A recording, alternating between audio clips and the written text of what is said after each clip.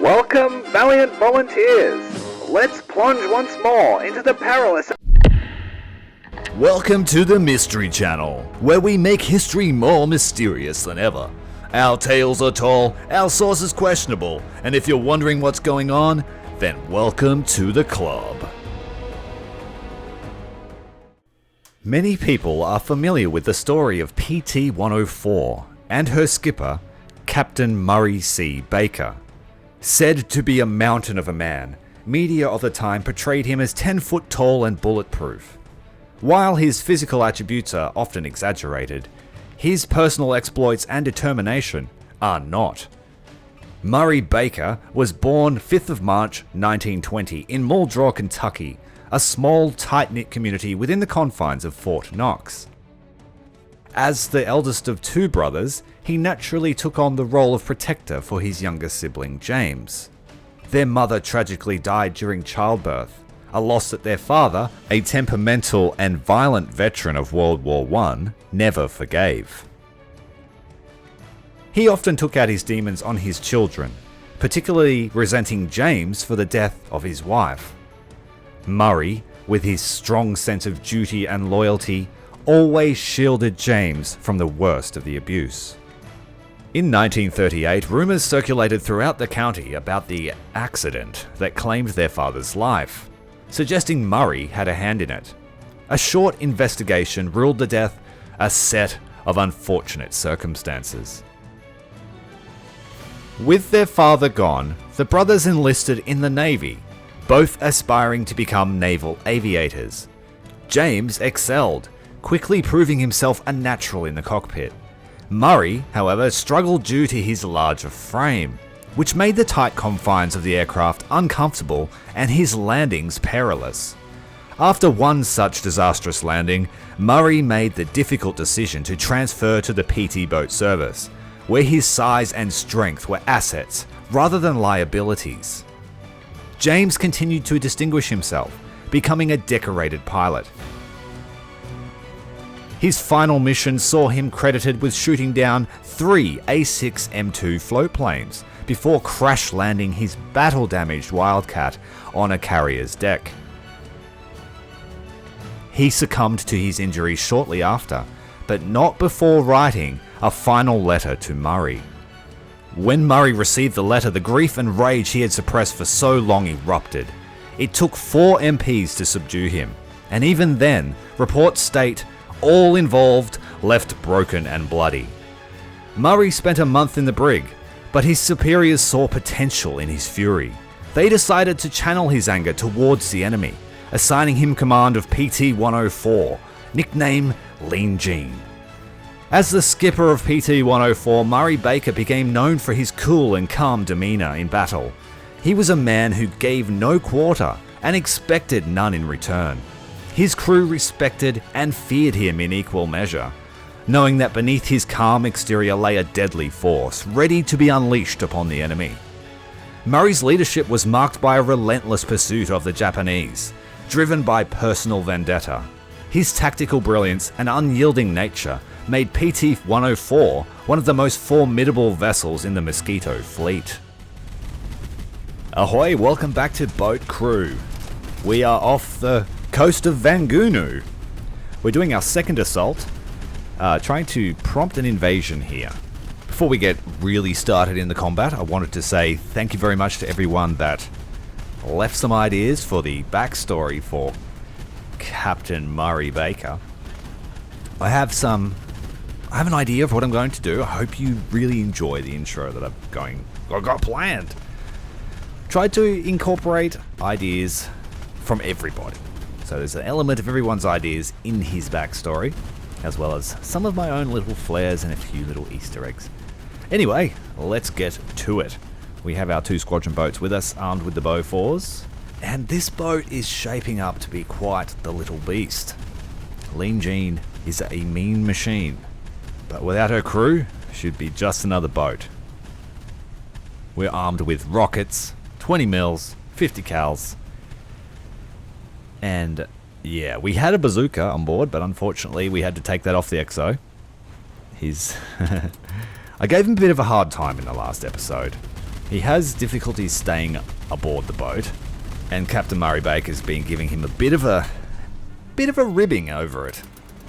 But if you were paying careful attention to the start just then, when I started my commentary, you might have noticed that Murray Baker was overboard. That was the first time he's been thrown off the boat. And Genoa Vittori has now stepped onto the helm. I believe it's his first time on the helm. And he's not very responsive on the controls compared to Murray. Murray is a strong man, and he's able to throw that wheel pretty quickly. Should be the last of the defensive positions on this side of the beach. Our invasion fleet are ready to move in once we give the word. We've also fallen into a little bit of a black hole in terms of spending our RP. The next torpedo is very expensive. And unless I add a weapon to the bow, then we don't really have much to spend our money on. So I may start giving weapons to the crew. Are there any more emplacements to find? There's a couple over there.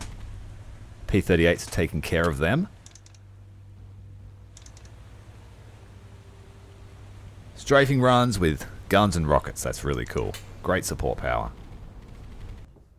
Did we do enough damage is the question. They're down to 7 strength and the raid has been recognized. So we just need to wait for the fleet to come over. I'm going to start making ground on a new island chain.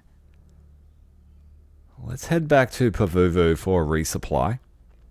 We didn't take any damage that battle, but we used all of our ammunition. Full load of torpedoes and depth charges still. Pull into Pavuvu. Our fleet is heading past now to Vangunu. We're fully stocked. Let's head over with them. The last attack over here got intercepted, and it was defeated before I could help. So we'll watch them. They're very strong. It's been resupplied overnight.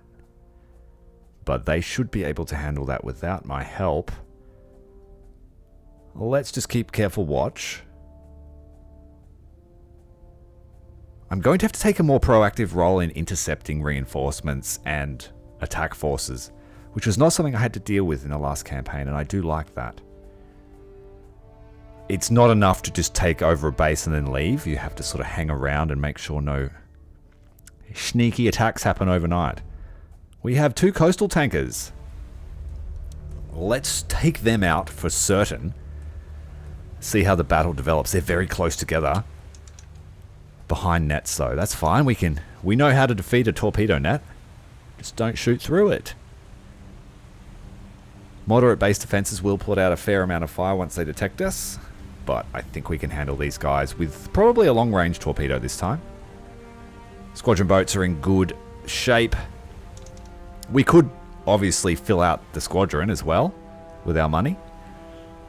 But then that would set us back for buying the torpedo. In my experience, the next torpedo does make the game a little bit easy. So we will only use 2. And we will stick with depth charges, I think. If you have any requests for the boat loadout, let me know. I'm very happy with its current state. And I like having lots of free hands aboard.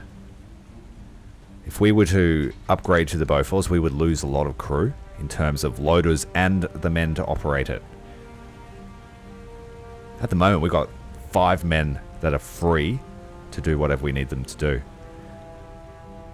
So I think I'm definitely going to experiment with a full bazooka loadout. I did that on stream with the prototype boat. And we got our butts kicked. But I did it straight from the start, which is probably not a wise idea.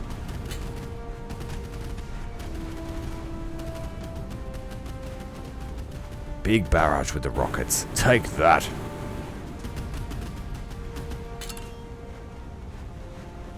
Absolutely annihilating. Everything on the deck is exploding. Give them more. We have unlimited rockets almost. That's what it feels like.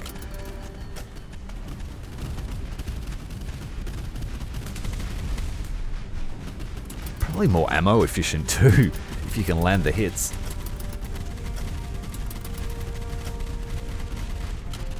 Mortars coming in, but we can handle those. Go for a rocket strike on this small boat. He's turned out of the way. The sub-chase is too slow to move. Oh, he's being blasted. We're about to get rammed by a burning boat. Can we hit the shore positions with our rockets? Well, let's give it a shot and then get nice and close. Lean Jean likes to fight up close. PT-72 was more of an opportunist. She would peck away at a base before laying an assault. I am liking the different fighting styles that we are experimenting with. We are really playing high risk with this sort of gameplay, especially against the destroyers like the Akizuki. We were lucky to come out of our first engagement with an Akizuki.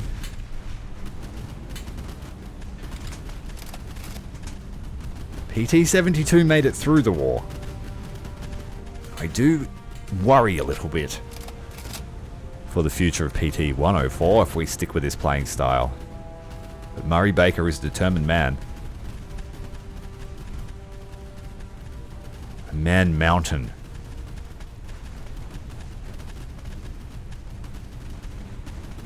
Let's go over the torpedo net. You can do that easily. That's nice.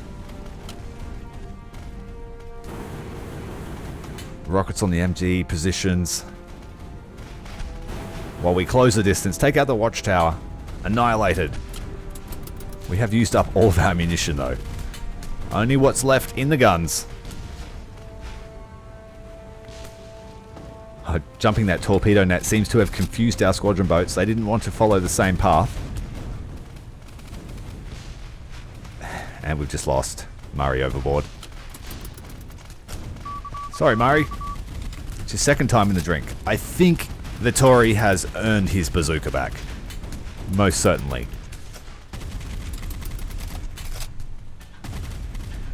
It's a little bit of harmless karma.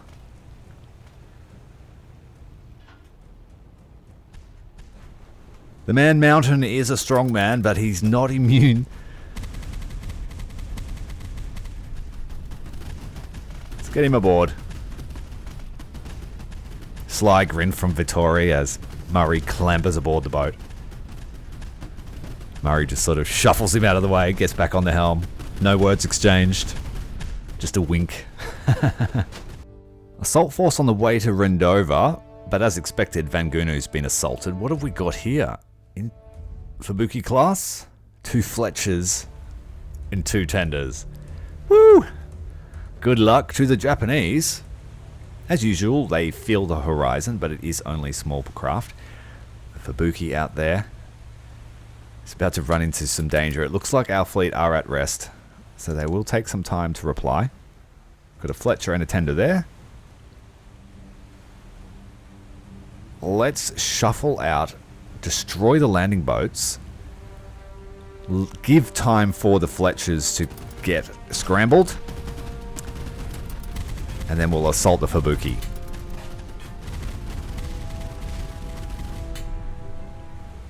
I have no question that we will win this battle. But let's try and make a name for ourselves still. Squadron boats are going to chop up these landing craft. Let's just designate all of them as we sail past.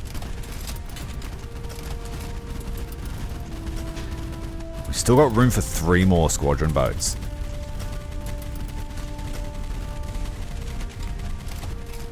I think it's 3, yeah. Squadron of 6.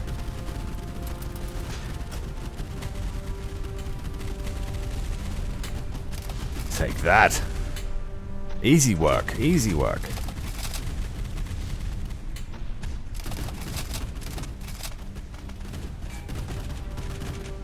Okay, the Fubuki is engaging. He's pushing ahead of his fleet.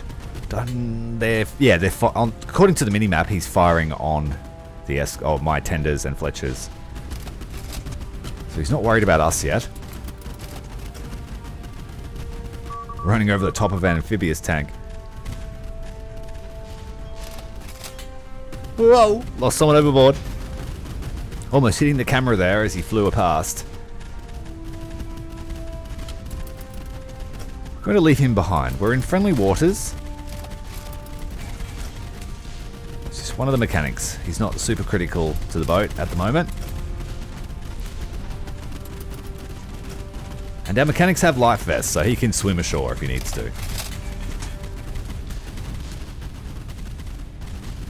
The Fubuki's getting hammered. Look at that, getting smashed by the Fletchers. A couple of Elcos there right up at close range. Let's go join the fight. We've called in the air support. 2 Dauntless. Dive bombers. Dropping their payload on the Fubuki. This is a team effort, this one. Let's go in for the coup de grace. Switching to one of our crew, Steve and Sisk, firing the rockets. Just making sure we have the damage control at full strength. And the Fubuki's going down. Let's give him another shot. Destroyed. That was a great team effort. Fletcher's lost his 4 turret. Later that night, Murray knocks on Vittori's quarters door. He's got a bazooka slung over his shoulder. He says, "There you go, my friend.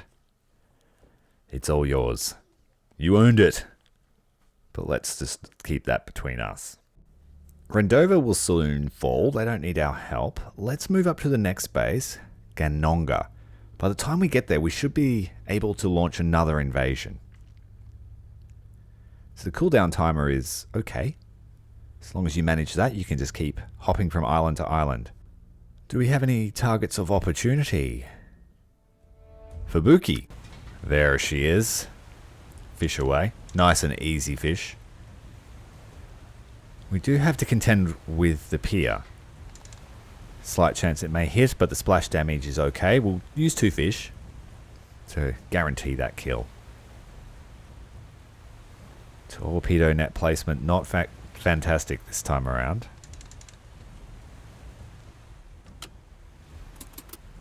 They were probably hoping you wouldn't be able to slip a torpedo under that pier, but you can. Skirting past the torpedo nets now.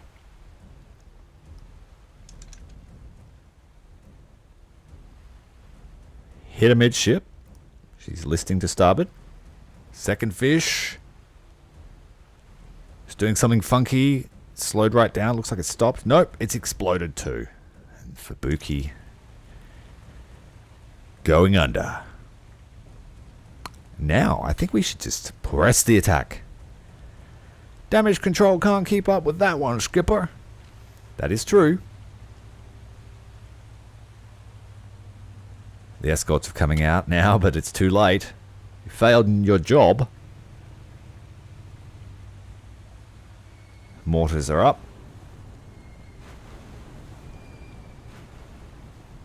Yeah, we're going to take this base. We are ready.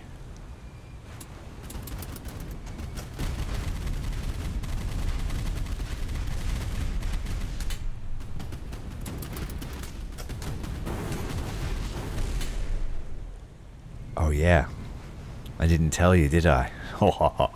Everyone's got bazookas now. Stanley, Genoa, Stephen, Dewitt, and Warren all have bazookas. We are the Rocket Squad. Yeah, so everyone that's a free hand on deck that had a machine gun now has a bazooka. We'll see how effective they are at close range.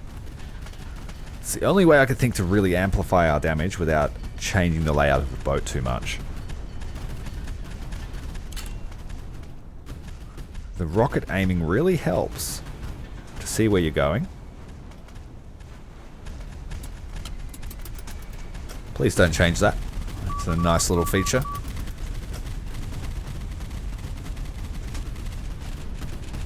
Alright, we're going to press north, smash all these positions, and then we'll circle around and head south. One of our squadron boats just got hit by a mortar. I think they're okay. We'll see if we can get the bazookas on the shore positions. Get nice and close.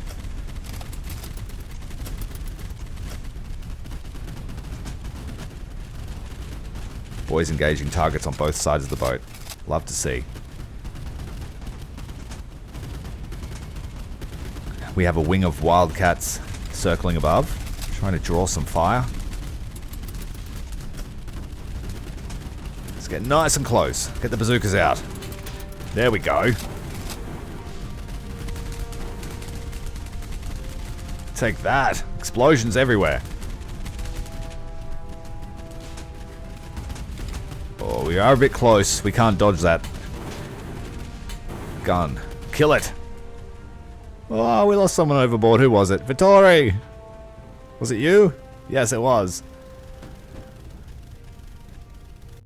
Feeling a bit too lazy to push back to the south, so let's just see if that was enough.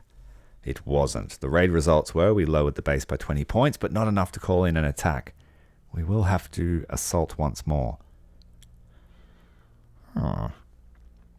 Rendover is almost under our control. Let's head home and get some ammunition. What's going on there? There's something out in the... I think it was trying to arrive as a supply fleet. Yeah, it was. Let's have a look. Coastal tankers, recon seaplane, and merchant ships. Yes. And it's nighttime. This is going to be great for our bank balance. We don't have any ammunition left, though, which is going to be a problem.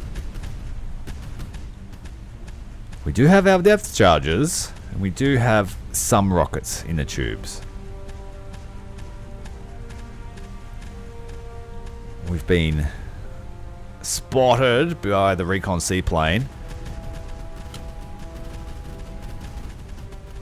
It's a nice little element to the sneak attacks. You can't avoid them.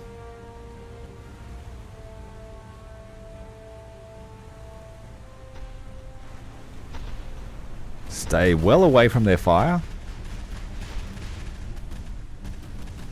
until we get into position. What have we got here? Take out the escort subchaser. And they're coming straight for us. Take that. Smashing the hull completely out of the water, but we can't avoid it. Oh, we just did. No, they're running. It's hard to tell the angle of the ship.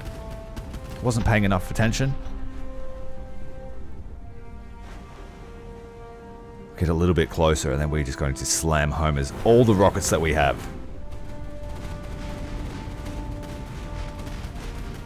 Again. We're coming for you. We still have more rockets. We spent all of our ammunition on rockets this time. The merchant ship has been obliterated. 50-something 5-inch rockets. The remainder of the tube firing out on the second. Our cargo aboard the deck's exploding. Need to turn away. Take a breath. Target up the ship. What else can we do? We can shoot this one to death. He took massive damage. Get our squadron boats to help us take him down. We'll go back and get our man. That one's done for. We've just got one more to chase down. I think it's a coastal tanker. The two merchants are done.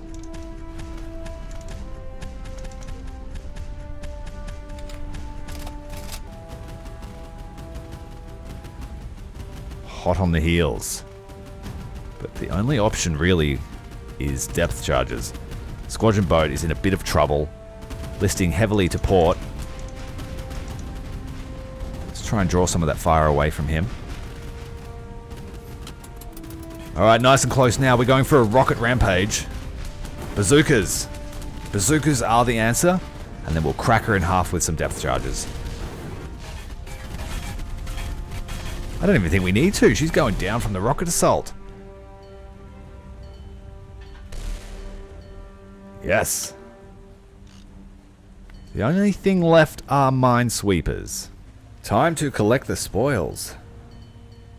It's got to be a few thousand RP.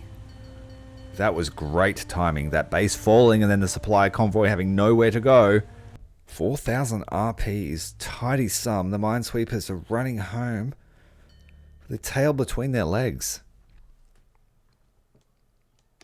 Crew loadout. Steven got knocked overboard and lost his bazooka, and I was just wondering if I had to rebuy it, but I don't. That's fine. So yeah, he lost his bazooka somehow. The next torpedo costs 30,000 RP. I'm going to buy a full deck of squadron boats, 10,000 RP worth, and just cycle them in and out. Because one of them is damaged, or was. Vangunu's being assaulted by something spicy. Wakatsuki, an Akazuki class, versus our 2 Fletchers and 2 Tenders. The Fletcher has a busted turret. This Akazuki has a lot of firepower. I'd be interested to see how the 2 Fletchers go with her. Let's try draw some aggro so that she shoots at us rather than the Fletchers. Got full broadsides coming out at 5-inch.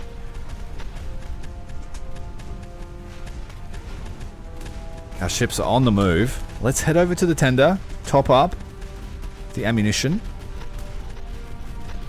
We might go for another spam, of course. Like, why wouldn't you? But let's not do torpedoes. Let's rocket spam. Our fleet is rushing headlong towards Wakatsuki, and I think we will hide in the shadow of the tender. And once we get close enough, we're just going to charge. Rockets out. Let's line up. Let's get in the reload circle first, so we can top up our cans of ammo. Rockets out. Give her something to dodge. Staying in the circle. Staying loaded.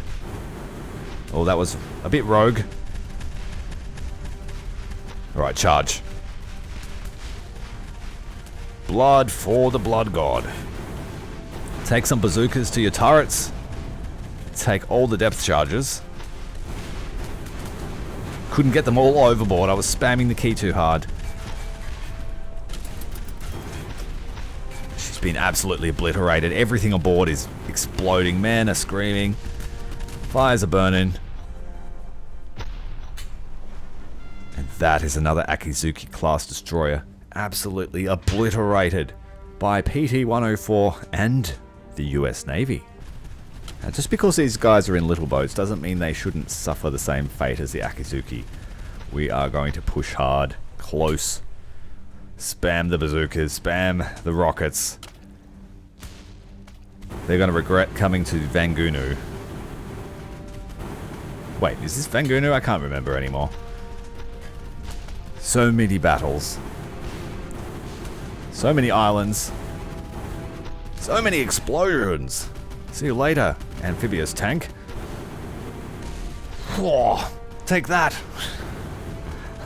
Triple kill. Multi-kill. Playing some Unreal Tournament here with the rocket launcher. My friends have got the flak cannons. Just don't run out of rockets. Having all that ammo up the front really helps. Another one down. That's 8. 9. 10. 11 multi-kill. Yes. That feels real good. Whoops. Well, I don't think we can top that this episode. And I have run out of time. So, we will leave it there. PT-104 really putting the fear into the Japanese Navy. Until next time, Commander Tyrael, out.